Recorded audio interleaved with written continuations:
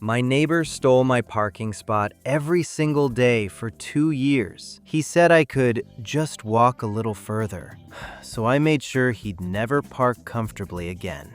I moved into my apartment complex 4 years ago. It was a decent place.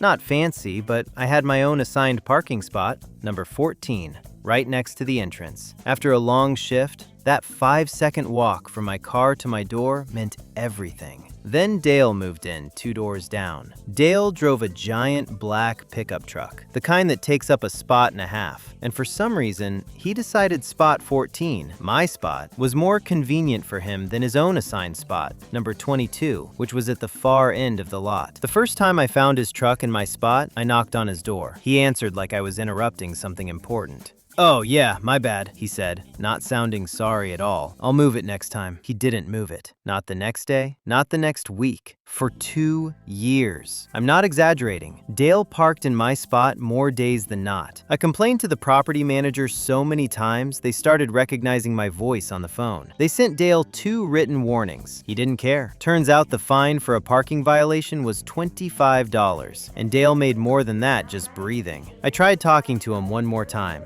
Calmly, told him I was tired of parking 3 buildings away and walking through the rain with groceries. He laughed, actually laughed. "It's just a parking spot, man. Chill out. You can walk, right?" That was the moment I stopped trying to be reasonable. I started paying attention to Dale's routine. He worked early mornings, left the house around 5:45 a.m., and always backed his truck into the spot the night before so he could leave fast in the morning.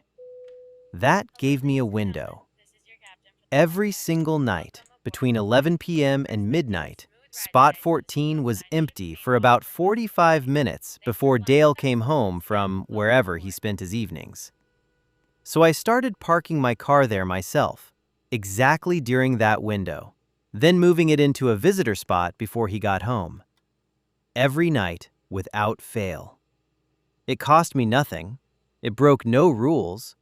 My name was literally on the sign for that spot. Dale would come home, find his own spot taken by nobody, and have to park somewhere else for the night.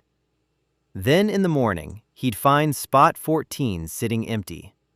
Technically legal for him to use, but by the time he was ready to leave, I'd already be up, moving my car into it for the day. For 3 straight weeks, Dale never once got to park in his favorite spot. He started leaving passive-aggressive notes on random cars. He complained to the property manager that someone kept blocking spot 14 at night. The manager pulled up the lease agreement and reminded him, politely, that spot 14 had never been his to begin with. Dale, being Dale, decided this meant war. He started leaving his truck parked diagonally across 2 spots just to make a point. That got him his 3rd written warning, plus a $75 fine, because apparently blocking 2 spots costs triple. Then one night, I did something I'm not proud of, but I don't regret it either. Dale had a habit of leaving his tailgate down, showing off some expensive fishing gear he kept in the truck bed like it was a trophy case. One night, while his truck was illegally parked in my spot for the 100th time, it started raining. Hard. I didn't touch a single thing that wasn't mine to touch. I didn't damage his property. I simply didn't knock on his door to warn him his tailgate was open, like I normally would have out of basic decency. By morning, $3,000 worth of fishing equipment was ruined. Dale never found out it was me. As far as he knew, it was just bad luck. The kind of bad luck that seems to follow people who don't respect boundaries. After that night, something shifted. Dale started parking in his own spot, every day, on time, like clockwork. 6 months later, he moved out. I heard from another neighbor that he'd complained the whole apartment complex had bad energy. Funny how that works.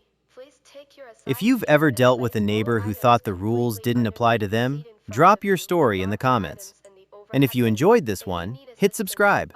because trust me, this is not the last time someone learned this lesson the hard way.